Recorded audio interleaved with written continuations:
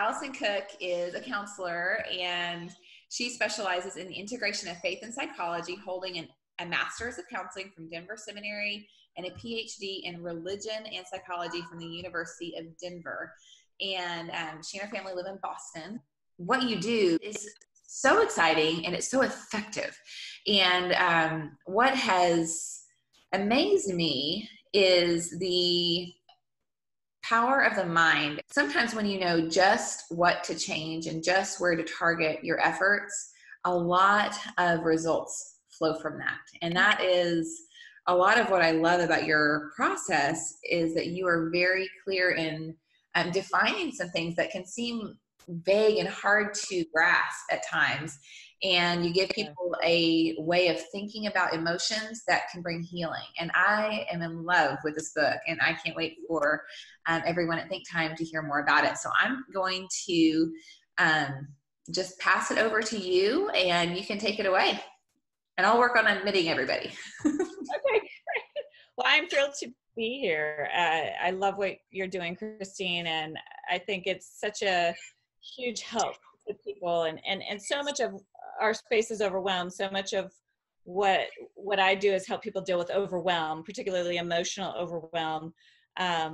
And that's what this method is that I'm going to take you through tonight. So I'm going to give you the quick sort of scratching the surface thumbnail sketch of this 5-step process that we have adapted really for working with overwhelming emotions, overwhelming thoughts.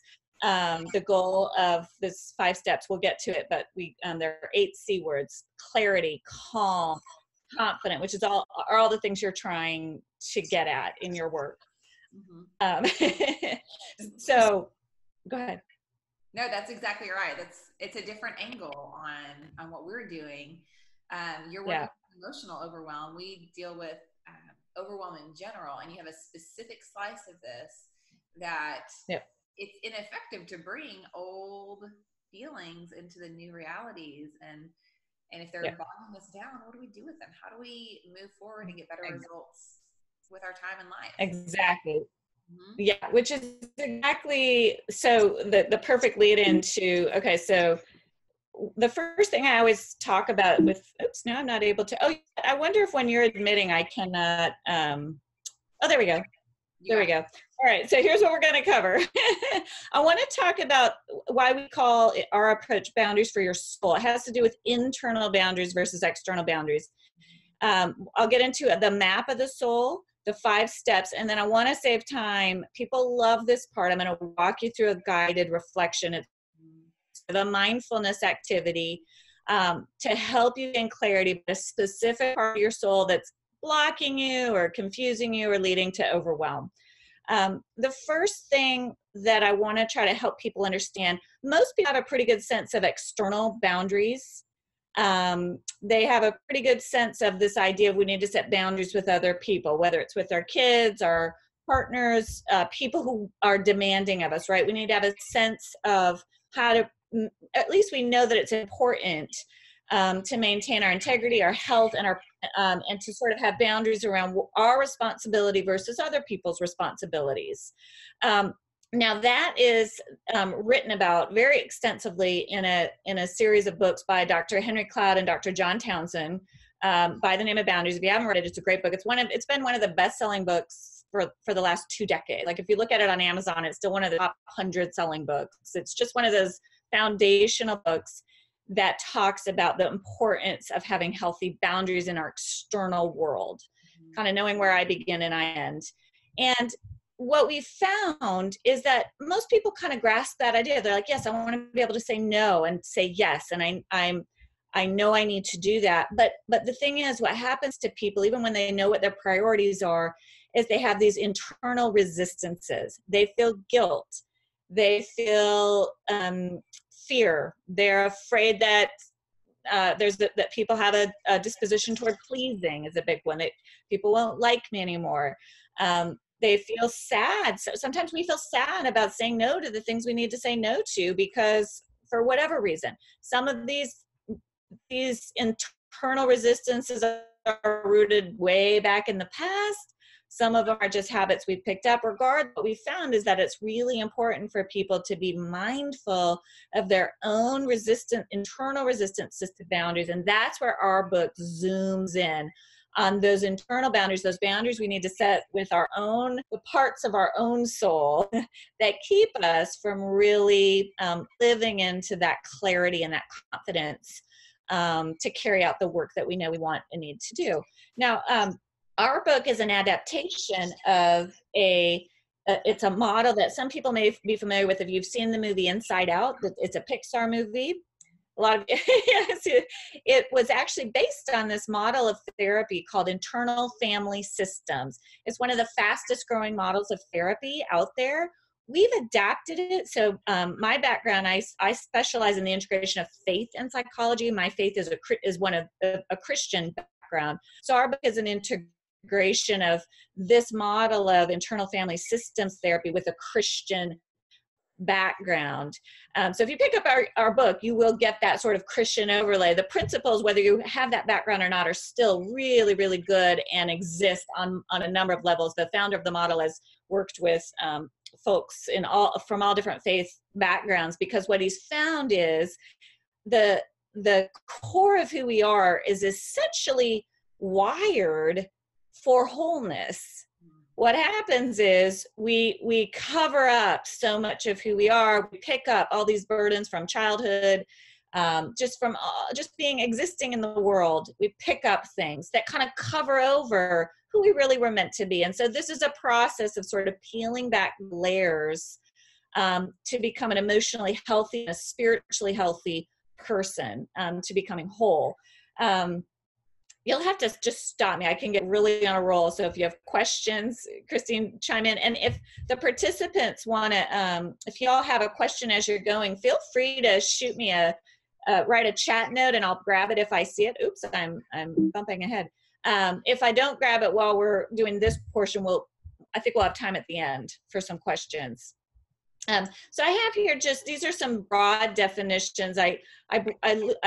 The broader category is this idea of wholeness, and we're zooming in on emotionally healthy or whole people experience a full range of emotions. All these emotions are part of who we are, but here's the kicker: they can regulate these emotions appropriately. So we manage our emotions versus them managing us. And then when you bring in the spiritual components, a spiritually healthy person doesn't deny or suppress these unwanted feelings. The spiritually healthy person invites God, there we go, into the experience of thought and feeling. So many of us who grew up in church backgrounds or whatever, even in secular backgrounds, some folks have gotten this idea that it's bad to feel anger, or I shouldn't feel anxiety. We have this sense of criticizing ourselves. And so we're really setting forth with this foundation that emotional and spiritual health is having this full range of emotions.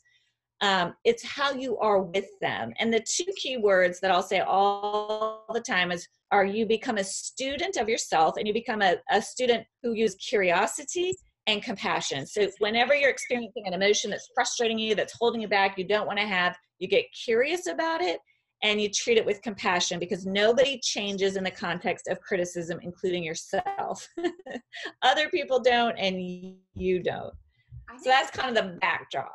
I think it's so hard. All right. I think so many of us have thought of anger as negative, and fear negative, and anxiety negative, but to think of emotions as something that points us to the path to healing is a completely different paradigm for our life.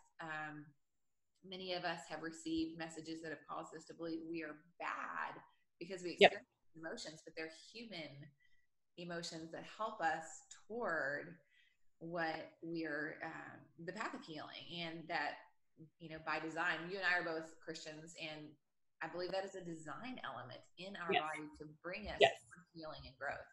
And and we talked as well about how people can adapt this. Our audience, some of you may be Christians, some of you may be of other faiths or of no faith at all. And as you listen to this, we'll be speaking from a faith-based Christian perspective. But as you listen, we all do this all the time in different angles. We all listen to other perspectives and we adapt it to our own worldview, and that's fine. Just take what you can and really adapt it as you will. But I might be a little awkward here. I can tell I'm having to escape out of the on a different note, escape out of the PowerPoint, admit people, and then start it again. So if y'all will be patient with me, that's another side note too. But this is wonderful. I cannot tell you how much I have enjoyed going through this book. I have it here, and it's already getting messy. Like it's getting and it was out in the weather, and it's really one of those reads that you want to read slowly and soak in. It is just such a it's an experiential book. And I'm excited to stop talking so we can get to the guided reflection at the end. So it's always, whenever people go, actually, we're so used to being in our analytical mind. So whenever you get into the experiential piece, people are like, oh my gosh, that's the real deal. All right. So I'm going to just quickly go through just these couple of quotes, just to leave you with the idea, or to start with the idea. I love Saint Teresa, who said almost all problems in the spiritual life stem from a lack of self-knowledge. And, just this, how important, not just to our work, to our families, to just the livelihood of our souls, that we understand ourselves. And that's what this model is all about. So in the book, we go into this idea, exactly what Christine said. Emotions are there for a reason. And when they're too close, we talk about them too close. So we liken emotions to sort of people, right? You have people in your life that come too close and you're like, man, I need a little space. And then you have people in your life sometimes who are too far away and you want to pull them in closer. Well, emotions are the exact same way. So we use a lot of metaphor in this model. That's why I love the movie Inside Out, because it depicts this idea of emotions kind of circling all around us, and we have relationships with them.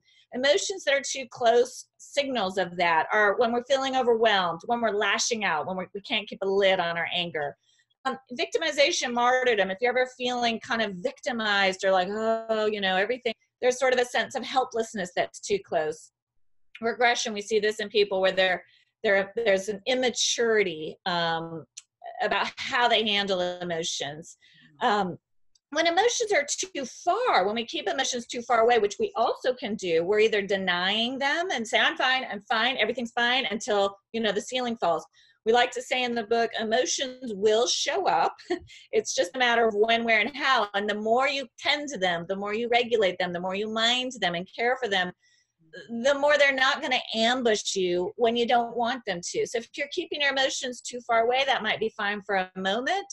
But at some point, that'll catch up with you. That's just how we're wired.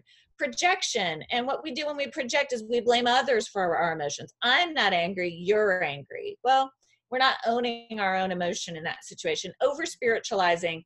This is something a lot of folks do. They minimize, you'll hear the language of, oh, it's fine, God will take care of it, or and really what we're doing is kind of pretending like we're just not dealing with the emotion honestly. All right, so I want to get into the brass tacks here of, I can't move my screen forward. There we go. The map of the soul. So, yeah. Before you move on, Anna has asked, can you share those quotes? Do we mind if we run back quotes real fast? Yes. Yeah, because y'all can take screenshots. Is that what so these are two, yeah. Again, kind of showing this interplay. And for me, since my doctoral degree was in the relationship between psychology and religion, what I was interested in is how knowledge of self, which is psychology, how we know ourselves, I'm not sure why that is doing that. There we go. Intersects with what we know to be true about God, or the spiritual realm. And so what I notice is some folks tend to live too much in one or the other. It's all about the spiritual, and I don't need to worry about me, or it's all about me and I don't need to worry about spiritual one, where I really, those two quotes to me show how they're so intertwined. so this is a map of the soul. Now we adapted this, like I said, from the internal family systems model, which is out there. You'll find a ton of stuff on it if you look for it. But this psychologist, Dr. Richard Schwartz, he, through tons of work with lots of clients, developed this model. And he talks about how there are 3 categories of you, basically. We all have these. So we all have these managers, firefighters, and exiles. And at the center of it all is what he called the self. We call it the spirit-led self. That's sort of our Christian adaptation of it. There's a sense in which there's a part of me and part of God kind of working at the center of my being to guide all these various parts of my soul. And the different parts of the soul, let me see if I can take it forward here. Managers are one of 2 types of protectors. So these upper 2/3, managers and firefighters, are what we'll call protective emotions. Managers are the ones that try to keep you safe and essentially get you through the day. Your managers, just as the name suggests, are the parts of you that keep you moving forward. They drive you to perform, please, produce, protect, perfect. These are the parts of us that are showing up at work and putting our best foot forward. And they're good. Manager parts are good. The problem is manager parts of us tend to think they're the only thing going on. We also, every single one of us have these, what are called firefighters to the soul. Now, these are the parts of us that are escapists or numbing. They're the parts that want to extinguish the pain of these. They want to extinguish pain. They don't like pain. They want comfort. They want pleasure. They want fun. So what happens so often, and what I see all the time, is people tend to live out of, I can't get it to go back. People tend to live out of these upper 2/3. They're either producing or they're checking out. They're numbing. And by numbing, I mean just kind of shutting down all thoughts. So an example would be, so people are living out of these top 2/3. And we're going to get to this bottom third. These are the exiles. These are the vulnerable feelings, the ones we don't want to deal with. But most folks, what I notice, tend to work hard, and then it's kind of like the work hard, play hard, or work hard, escape hard mentality. I'm going to push through the day, and then I'm going to binge watch television for 5 hours. And that's kind of how you make it through. One pushes you forward, one shuts you down. Now, again, I want to say we all need all 3 of these different categories. The problem comes when any one category gets extreme. Now, these exiles, these are the vulnerable parts of your soul. These are the ones that harbor feelings you don't want to face: fear, loneliness, shame, insecurity, self-doubt. I mean, these are things we all feel. I write about these emotions all the time on my blog because I want people to realize we all feel these, and they're not bad. They're bad when they get extreme. They're bad when they're not kept in check. And so wholeness isn't getting rid of these vulnerable feelings. It's keeping them in all 3 of these parts of you in proper balance. So they're called exiles because they're the feelings we want to shove aside. And in fact, they're the ones in many ways we need to tend the most. I just did a blog post this week on loneliness, which no one wants to feel lonely. It's such a painful emotion. But what I want people to understand is the more you keep an eye on your loneliness, notice it, the less it will overtake you, the more you'll be able to manage it. And it's true of any of these vulnerable feelings. So what happens, so here's examples. So the most common protective activities. So again, we say protector because these are the things we do to keep away from our vulnerabilities. Okay. We overanalyze, we people please, we overwork, we control, we perfect, we criticize, and that might mean ourselves just as much as it might mean anyone else. We often, an inner critic is one of our biggest managers, and we worry. And then for firefighters, lashing out, sort of that release of emotion that feels good in the moment but isn't great for anyone in the long run. Entertainment, overspending, overeating, substances, self-harm such as like cutting when there's real deep pain. The deeper the pain, the deeper the fire, the numbing activity, basically.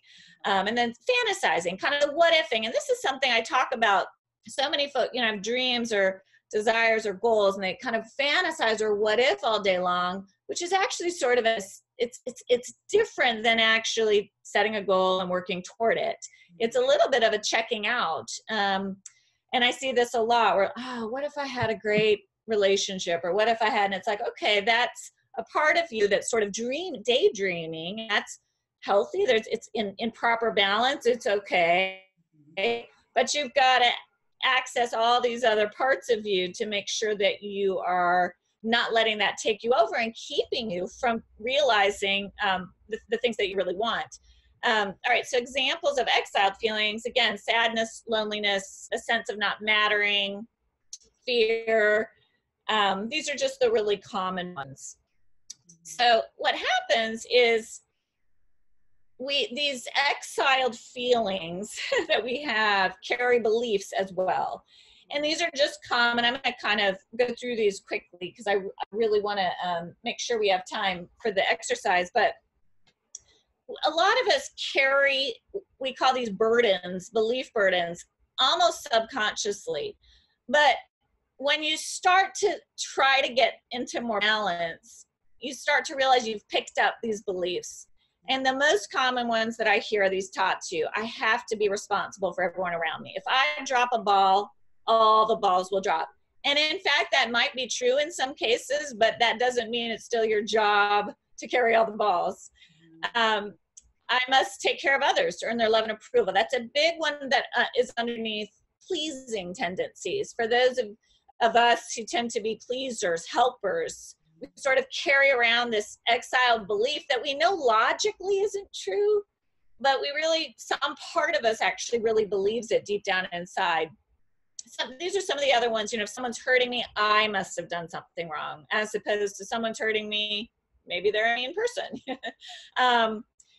These are getting more into what we call these legacy burdens. When we're children, we kind of, when we see things happen around us, we pick up beliefs that aren't necessarily rational or logical, but they feel very real to us. And a common one is, you know, I saw my parents get divorced, or I saw my parents fight, therefore I'm going to be that way too.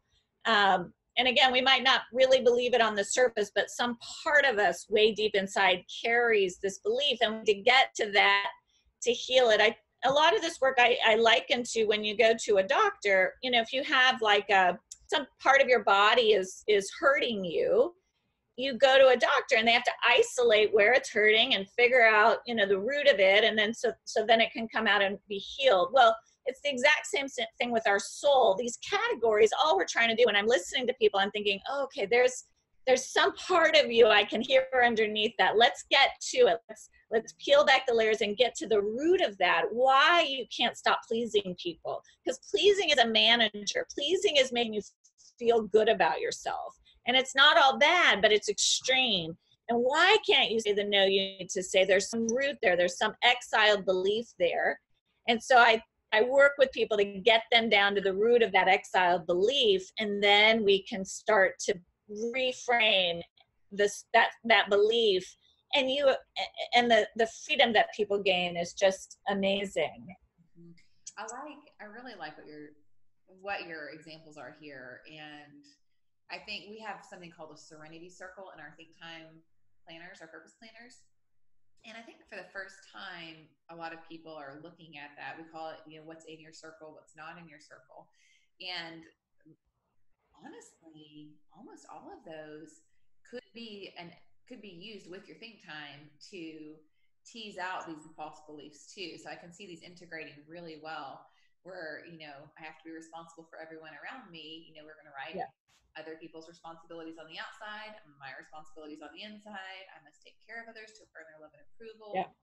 You know, what I do is on the inside. Whether someone loves me, I can't control that.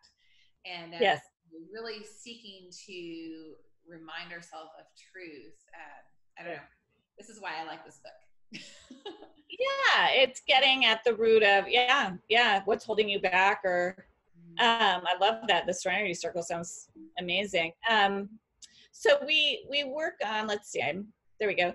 Just a quick, I've kind of already said this, but we think that if we ignore the difficult emotions, they'll go away. But the truth is, when it's just like, maybe a sliver is a good analogy. You know, if you don't get in there and dig that thing out, it's going to get worse. and it's the same with these emotions. It just sends them away where they're actually not getting the attention they need. And then they can get worse and fester. And we write a lot about that in the book. We talk about our own stories. All right, so the good news is that at the center of all this sort of that's going on that we're kind of trying to become more aware of, we have spirit-led self. And we, you know, according to my faith background, as Christine alluded to, I believe we were created by design, and you're created as a deeply beautiful, capable, wonderful human being with qualities that bear the image of God. And when we talk about God, what we're talking about is the essence of all of these qualities: love, joy, peace, patience, kindness, goodness, faithfulness, gentleness, and self-control. All the things any of us, you know, these are sort of universally, boy, if I could be described with all of those qualities, I'd be like, wow, you know. And that's, you know, we were created to, we can bear this fruit, we can bear these qualities, and we have this capacity at the center of us. And just as the body was designed to heal itself, so if you cut yourself, your body to some degree knows what to do to heal itself. So can we heal emotionally? Our body when there's really deep wounds, just as when you deal with cancer, you deal with the, you know, when there's deep trauma, you're going to need some intervention. You know, you're not going to be able to do it alone. But even then, with the right ingredients and the right tools, your soul, and by soul, all I mean is the non-physical part of who you are. You know, your mind, your heart, your spirit, the non-physical aspects of you are oriented toward healing. And these are the words that Dick Schwartz came up with that mirror these biblical words. At our core, and believe me on this, at our core, we are capable of calm, clarity, curiosity, compassion, confidence, creativity, courage, connection, peacefulness, playfulness. I love playfulness. It's such a great word to orient on if you're feeling stuck. It gets out creativity and perspective, right? This is the core of who we are, and we know we're in that self-led place. Okay, here's where I really want you. This is where it really starts to kick in. It doesn't mean you don't have the emotion. So let's take anger, for example. If I'm feeling a little frustrated or irritated, you know, with someone, that anger can overtake me, and I can just go into it. And we all know that feeling where you just go into the emotion. It sort of becomes you in that moment. The more you do this work, the more you're like, there's the anger, but you're also simultaneously able to access your spirit-led self and observe the anger, get curious about the anger, be compassionate. I get that I'm angry, so you're not criticizing yourself for the anger, but you're doing all of this internally. And believe me, this can become a second language. You can really get to where you can do this. It's like taking a pause or taking a time out for yourself, but you're actually kind of doing some real work, soul work inside. Like, okay, there's the anger. I get it. I see it. You start to get perspective, and you start to, okay. And then what we do is you talk about, you can then speak on behalf of the emotion rather than from the emotion, from a calm place. You know, all this good stuff starts to come out. It doesn't mean you don't still have some of those hard emotions. Even anxiety comes up. Fear comes up, loneliness comes up. You get curious about it. Instead of, and what happens is, and this is what you'll discover when I take you through the reflection, anytime you notice a challenging emotion, there's two things typically that we do internally. The first thing we do is say, I hate that. I don't want to feel that way. We want it to go away. Or two, we criticize ourselves. Why can't I get it right? Why do I always feel that way? We just beat ourselves up. And as you start to notice your own responses to some of your challenging emotions, most people have one of those two responses. And what we're trying to do, it doesn't help. And so what we're trying to do is kind of help that inner critic take a step back and instead get curious about, okay, there's that sadness again. I don't want a sadness, but I need to pay attention to it. Get curious about it, not so that it'll take me over, but actually so that I can tend to it. I can be proactive with it. I can get myself what I need, is the bottom line. Can you review those two typical responses? One was that you criticize yourself for having, why can't I get it right? I'm doing the wrong thing. What was the other one?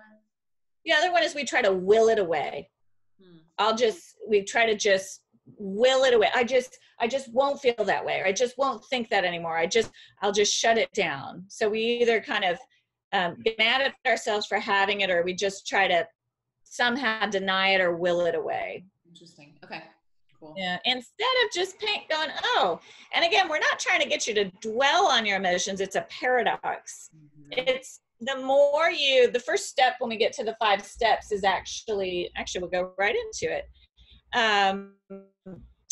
What the first step is always, I think, the biggest stumbling block for people, because what we say is focus on the emotion. Oh, there they are. And they're like, what? Everything I've been taught is like not to focus on it. And so what we're trying to say is not to focus on it, to dwell on it. Right. But when you're first learning this, it's such a new way of being. It's like that surgeon trying to find the root of the problem. You're trying to get clarity about what is that emotion that is bugging me. And the only way to do that is to focus on it for a second. And I'm going to take you through this here in a moment. Okay. The second step is to befriend it. And that's the other kicker for people, because that's where that second step is usually the self-criticism or the I want it to go away. And instead what we're saying is it's showing up for a reason. So let's, just like, if your kid's throwing a temper tantrum, try to understand what's going on before you come in. Understanding is the basis of care. We all change better in the context of understanding and compassion than we do criticism. The third step, again, from our Christian adaptation, is invite, where we're telling people to invite God into the process, invite your spiritual resource into the process with you. 4 is unburden. Now, this is getting into deeper work where if you've got parts of you that have burdens that you've been carrying for a long, long time, these hidden beliefs, you're getting to the root of those and unburdening them and reframing them. And then 5 is to integrate. So if you've got a part of you that's been carrying this heavy weight of responsibility, that's just kind of taken up so much space where you've not had room to breathe. And all of a sudden you get some clarity about that and you're able to unburden that and you're able to free yourself. Well, all of a sudden you've got more energy to work with. There's more parts of you that are free to come to the table and take on new roles. Maybe some creativity has freed up. Maybe some adventurousness has freed up. Maybe some, when I was working with a woman who's just high responsible, and the more we did this work, she discovered this very whimsical part of her that just brought so much to her life and her work. So that's the integrate piece. There's so many of ourselves that we kept down. I think that's when people are like, oh, I can express this. It's like I'm excited. This is really fun. I can't wait to get to the next part. Yeah, so let's take a few minutes. And what I'm going to do, this is actually directly from the book. We added, every chapter has exercises, and then in the back, we created a list of questions that you can work through in writing. You can, we've found that there's a creative component. Yeah, it's right at the back. I'm going to read you right through it. Okay. We found there's a creative component to this work. And when you're writing it out, sometimes you're staying in your analytical mind. Mm-hmm. And so I'm going to read it over you. I'm going to ask you to kind of take this as an opportunity to close your eyes and do a little bit of internal reflection. I'm going to actually clear the screen here, right here. So there's nothing to look at on the screen. You can actually just right where you are, get comfortable, close your eyes to try to minimize distractions. And I'm just going to take about 10 to 12 minutes and walk you through a guided reflection where you can really just try to pay attention to what you notice going on inside of you as I lead you through these questions. And I want to encourage you, you'll notice sort of an analytical part pop in or even a skeptical part pop in. That's okay. Those parts are welcome. Try to get curious about those parts. And we will have time to answer questions afterwards. So maybe you could kind of let those parts know that we'll have time to go there. But during this reflection, really try to just pay attention to really what you notice going on inside. All right, so I'm going to go ahead and get started. And I will slip off to the side so you can't see me being so in tune. Oh, good. Then you can do it too. How's that? Does that help? That's great. Oh yeah, you got that nice, nice blank screen there. Okay, so just take a minute, like I said, and try to get comfortable where you are. You might want to close your eyes. Just do whatever you need to do to feel comfortable. And I want you to think about a situation recently in which you notice yourself getting sort of emotionally triggered. Maybe you were frustrated with a colleague or a friend or a family member, or maybe you didn't like the way you spoke to someone or the way you felt after a call with a friend or a colleague. Try to kind of reimagine that scene in your mind's eye and notice what you feel inside. Try to tap into a little bit of what you're feeling inside. And don't pick the most triggering situation ever for this purpose. Pick something, that maybe is bothered you, but is somewhat minor. And I first want you to scan your body and see if you can detect where you notice the feeling physically.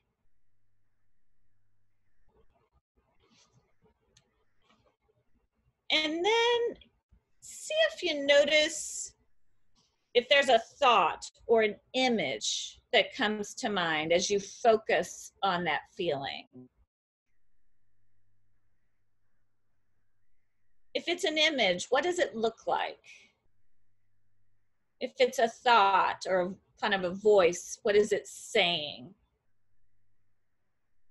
And just spend some time really focusing on that part of you and see if you can get a sense of it physically or a visual image or a sense of what it's saying. And as you focus on it, I want you to ask yourself, how do I feel toward that part of me, toward that feeling? And if you notice anything other than curiosity or compassion, I want you to put your attention on that other part of you that's chiming in. You might notice a sense of inner criticism. You might notice a sense of, I don't like that. I don't want to feel this way. And just ask that part of you that's stepping in. It's trying to help. But ask that part of you if it would give you just a little space, just to be present to this original feeling that was stirred up with curiosity or compassion.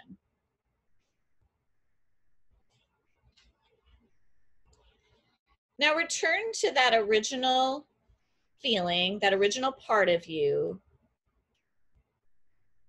and see if you can extend compassion to it, or if you can get curious about it. And as you do that, see if there's more that part of you wants you to know.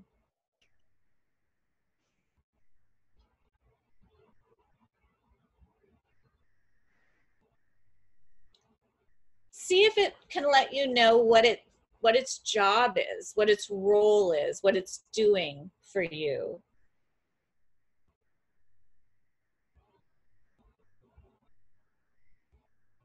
What fears come up if this part of you were to soften a bit and not be so present in your soul?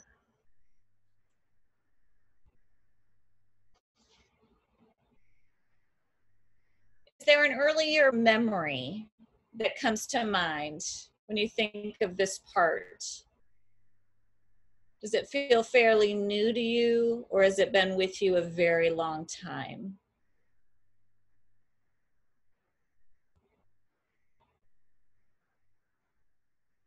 And as you're focusing on this part of you, getting curious and more understanding of it, extend this part of you appreciation and gratitude. It's been working so hard for you all these years. And let it know that you appreciate that it's showing up and letting you get to know more about it.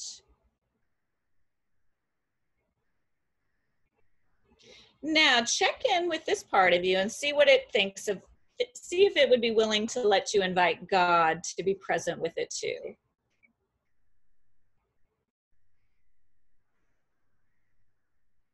How does it respond to God? Is it aware of God? Does it have any feelings about inviting God in or fears? Just get to know it. No judgment, just curiosity.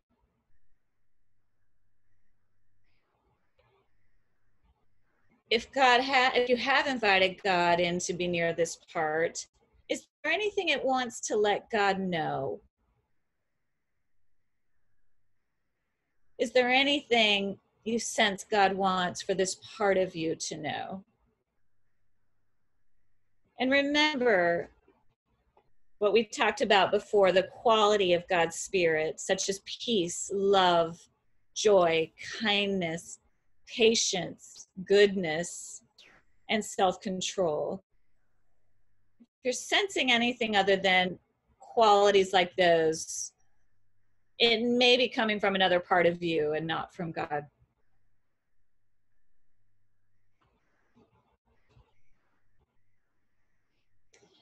Now, as you're spending time with this part, see if there's any burden you sense it's carrying.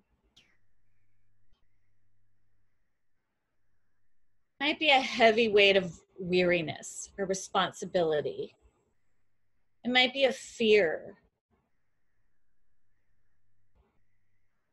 It might be shame. See if this part's willing to show you a weight or burden it's been carrying. And remember, you may be surprised by what you notice. Okay, if your creativity kicks in. We're accessing different parts of your brain through this exercise.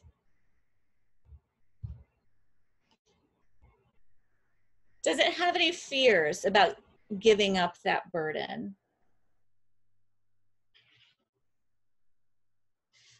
Sometimes these parts of us have been carrying burdens for so long, they just don't know who you'd be without it. And so if you notice anything like that, just reassure this part of you that's okay. If it is willing to release the burden, see how it might want to do that. It might want to release that burden over to God in exchange for a new quality, such as courage, strength, confidence.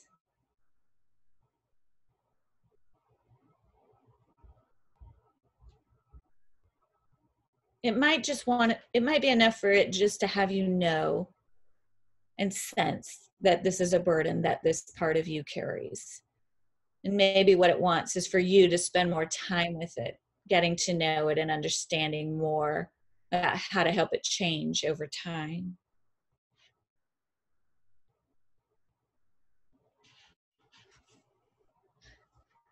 And again, just extending appreciation for this hardworking part of you and anything that it's shown you. I want you to take a moment and just check back in with any part of you that showed up initially that didn't like this particular emotion.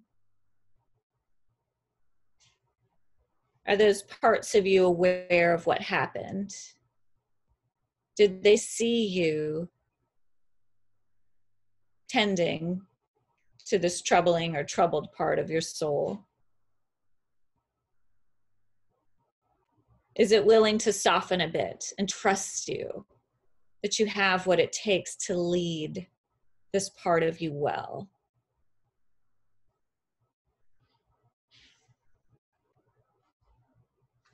So welcome all the parts that showed up back in, and see if they recognize one another.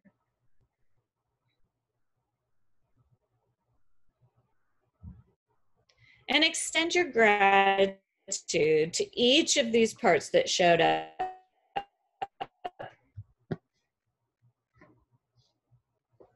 Acknowledging that they're trying to help. Sometimes they're misguided, but their intention is to try to help. And setting intention with each part that showed up today, that original one and any part that kind of kicked in that didn't like it, that you'll revisit that part of you in some way, that you'll come back to it, you'll check in with it from this place of curiosity and compassion.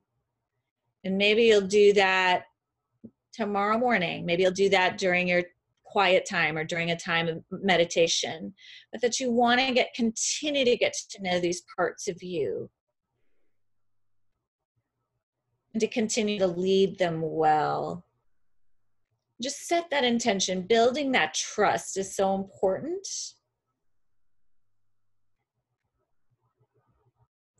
And once you set that intention, take a moment again to extend your gratitude.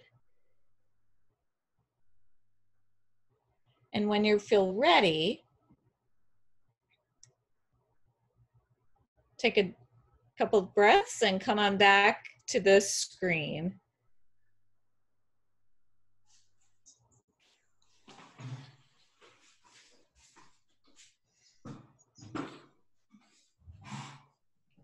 I feel more confident and empowered.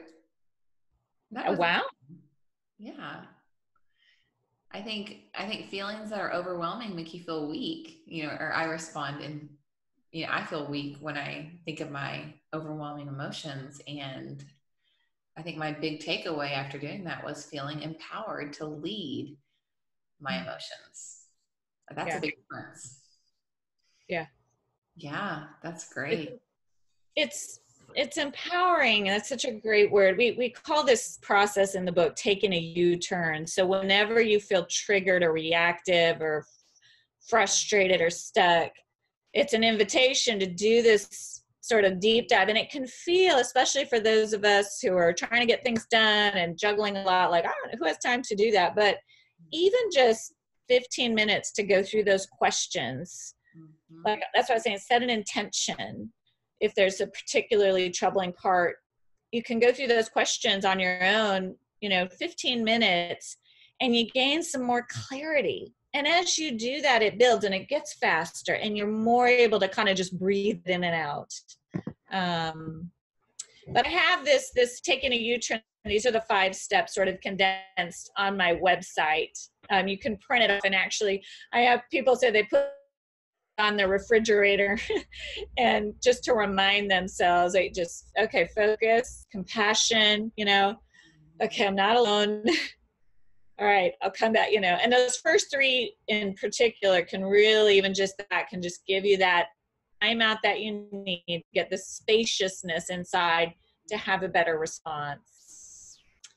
I'm curious if folks are willing, if you were able to, and you can use the chat bar. I don't know if it's public, Christine. Is it just you and I who can see it, or can everyone? They were able to see it. Yes. So they can all see. Ask everyone, and they were able to see the chat box. Okay, great. So if they are to type in something, I'm curious if folks were able to notice, kind of like you said, if there was a part of them that would surface at the beginning. Mm-hmm.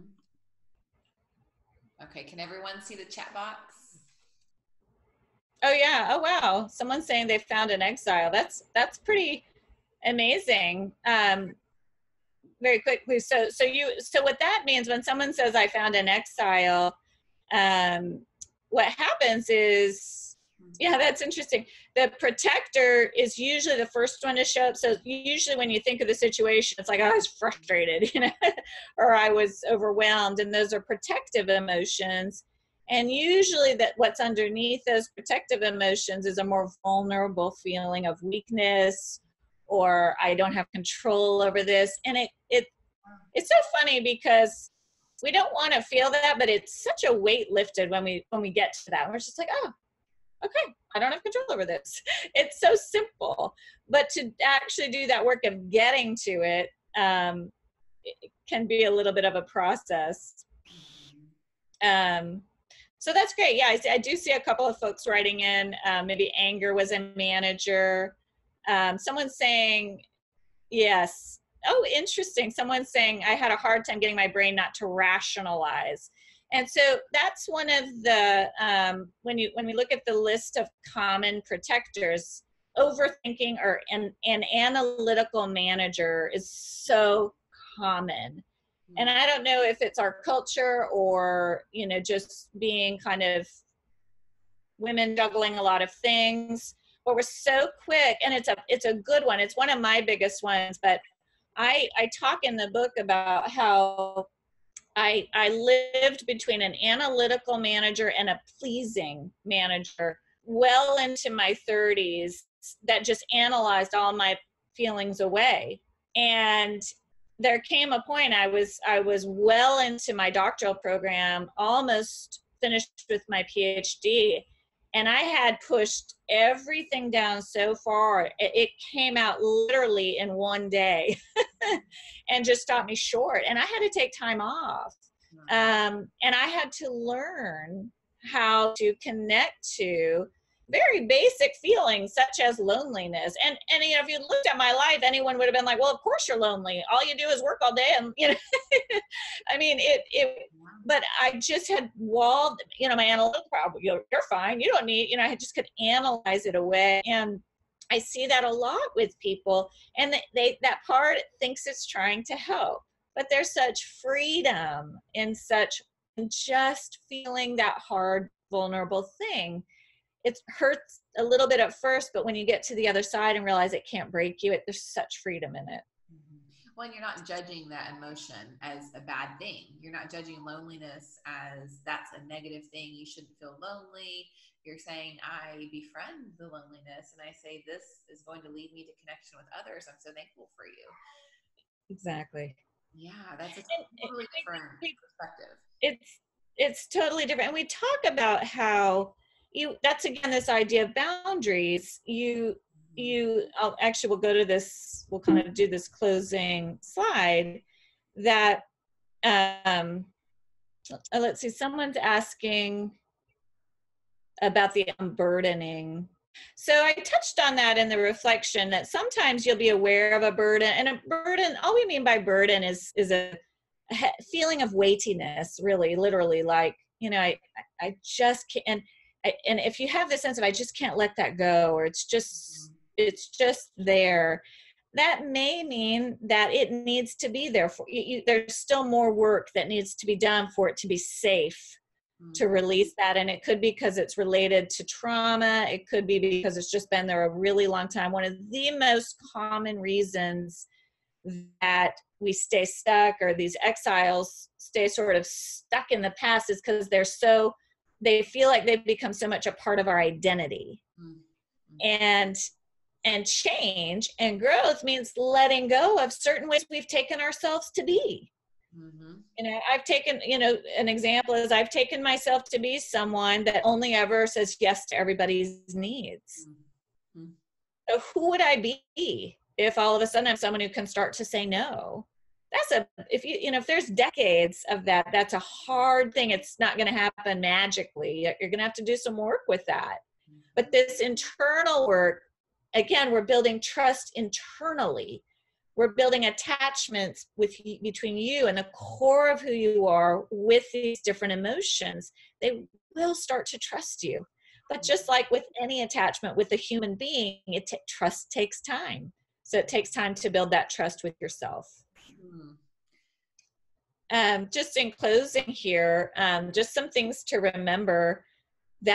So establishing healthy boundaries within your soul is about getting to know these various aspects of yourself, harmonizing them, meaning bringing them into balance so that they're not extreme, and that's so that you can live out your calling with clarity and confidence, so that I can get down to 3 seconds pretty quickly of there's my manager kicking in, there's my firefighter, I got something hard going on, I can't face it tonight, but I'm gonna.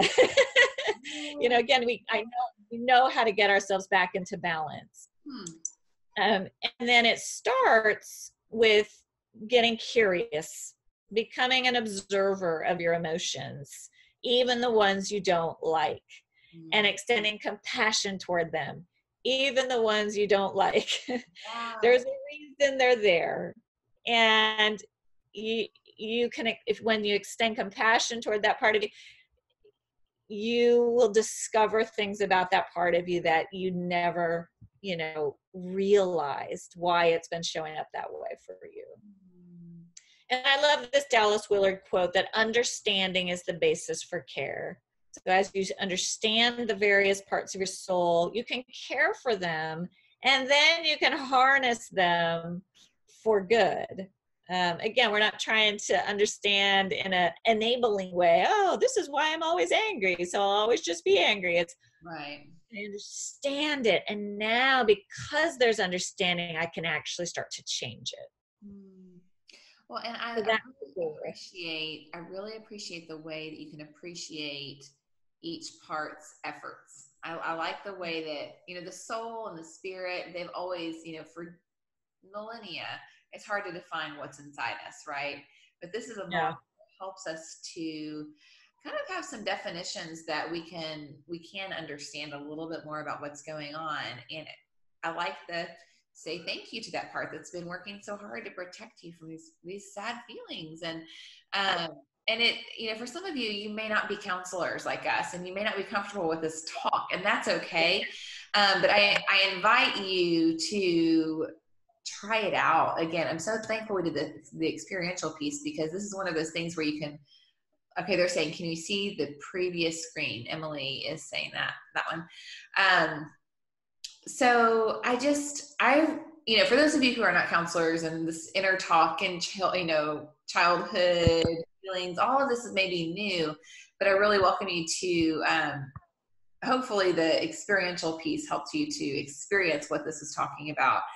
And I just really appreciate, for me, I really appreciate going through this and having a little bit more clarity on, why sometimes I overreact, or why, like, in just a few days of reading the book and going through the exercises, I feel like I have more clarity than I've had in years.